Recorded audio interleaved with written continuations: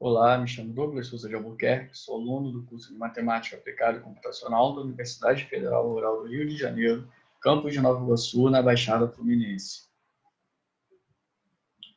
O título do meu trabalho é Modelagem da sífilis adquirida no Brasil, foi escrito sob orientação da professora doutora Cláudia Maza Dias.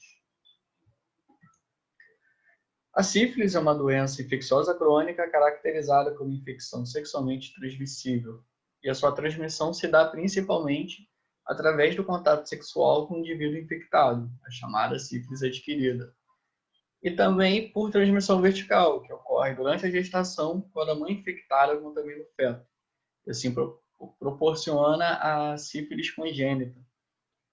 A doença evolui quando não tratada e pode se classificar como sífilis primária, secundária, latente recente, latente tardia e terciária.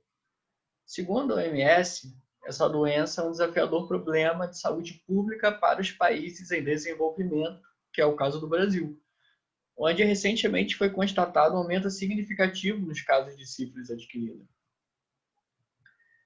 Esse gráfico mostra os casos de sífilis adquirida definidos por gênero, onde a barra azul representa os homens e a verde as mulheres. Ele contempla os anos de 2010 até 2018 e os dados foram obtidos através do site do Ministério da Saúde, indicadores e dados básicos da sífilis nos municípios brasileiros. Aqui nós podemos perceber que é um crescimento contínuo de casos da sífilis ao decorrer dos anos. E, de fato, segundo o site dos indicadores, em 2018 foi registrado 158.051 casos de sífilis adquirida, enquanto na primeira metade de 2019 já tinham 67.301 novos casos. Desse modo, a modelagem matemática se mostra uma ferramenta interessante para entender esse processo e também para a estimativa de novos casos. Então, esse trabalho se propõe a mostrar uma aplicação prática para a transmissão da sífilis adquirida, voltada para o cenário brasileiro e feita em base no modelo aplicado, desenvolvido por Abdorrali, junto de outros autores.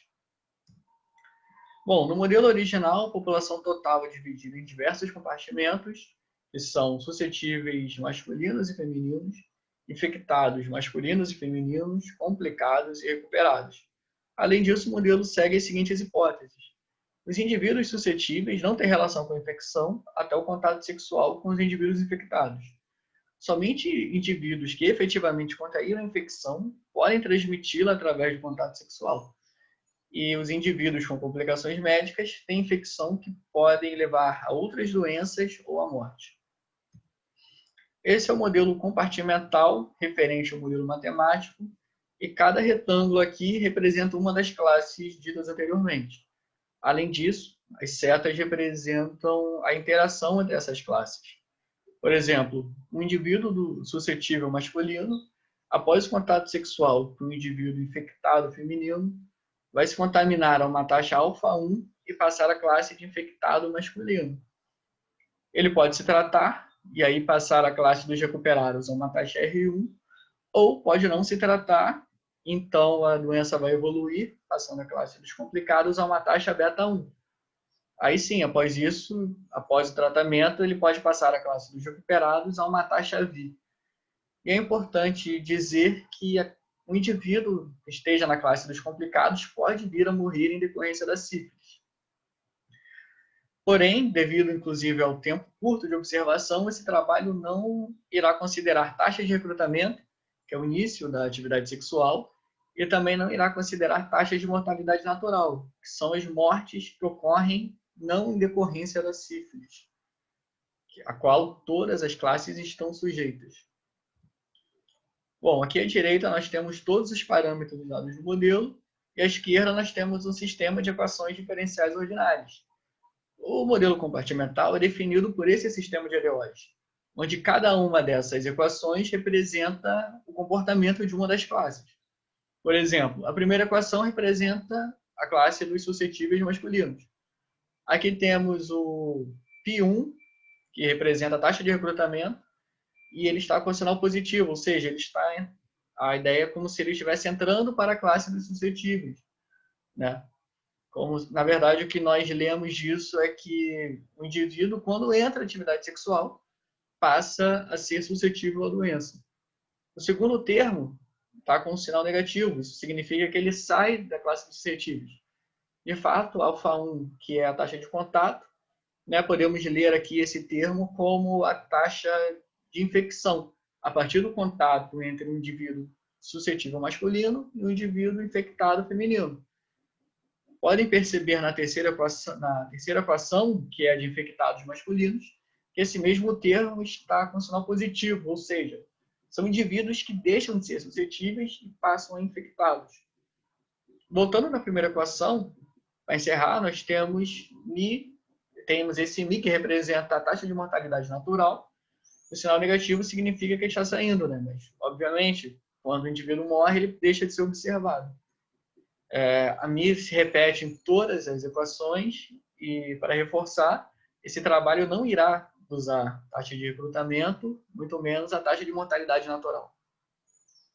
Lembrando que a soma de todas as classes representa a população total e que essas equações variam com o tempo. O autor, a partir desse modelo, ele desenvolveu apenas um exercício teórico. Então, agora nós vamos apresentar dados que simulam 1 ano de transmissão da sífilis adquirida no Brasil. Bom, foi suposta uma população inicial de indivíduos suscetíveis com 200 mil habitantes, e que, por hipótese, a população sexualmente ativa no Brasil se divide de modo igualitário entre homens e mulheres, ou seja, a população inicial de suscetíveis terá o mesmo número de indivíduos. Para a classe dos infectados, foram retiradas informações do site dos indicadores relativos ao ano de 2017. Como a nossa intenção aqui é fazer previsão de 1 ano de contágio da sífilis, nós dividimos esse valor por 365 dias e depois buscamos calcular qual seria 10 dias antes do início da observação. Aqui nessa tabela nós temos todos os parâmetros das condições iniciais usadas durante a implementação. Bom, o modelo foi implementado pelo Scilab através do método numérico Ruijten-Clutter de quarta ordem e gerou o resultado visto aqui nessa figura. Bom, o eixo das ordenadas representa a população em cada classe e o eixo das abscissas representa o tempo decorrido, que aqui foi estipulado em meses.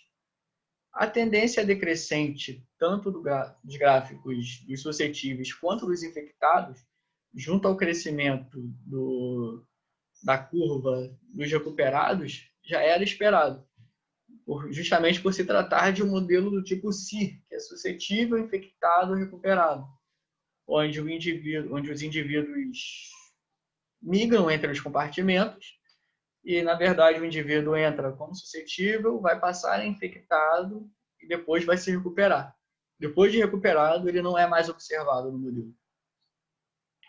Importante dizer também que foi criado um quarto gráfico para contabilizar o número de infectados, que é esse quarto aqui da figura. Bom, de fato, segundo o experimento, teve um valor aproximado de 100 mil homens infectados e de 75 mil mulheres infectadas. E segundo o site dos indicadores, no ano de 2018 houveram 93.946 homens infectados e 63.983 mulheres infectadas. Ou seja, o experimento obteve um resultado plausível quando comparado com as estatísticas oficiais. Bom, tendo em vista a importância desse assunto no Brasil, onde os casos de sífilis têm se tornado alarmantes, afetando fortemente, por exemplo, a população de gestantes, né? Estudos que ajudem no entendimento desse processo, no processo de transmissão na população, são de grande utilidade. O trabalho validou o modelo proposto com os dados fornecidos publicamente pelo Ministério da Saúde, desse modo mostrando que a modelagem matemática é uma ferramenta interessante para a estimativa de novos casos. Portanto, acaba sendo muito importante no planejamento de combate à epidemia da doença em nosso país. Aqui seguem todas as referências. Muito obrigado.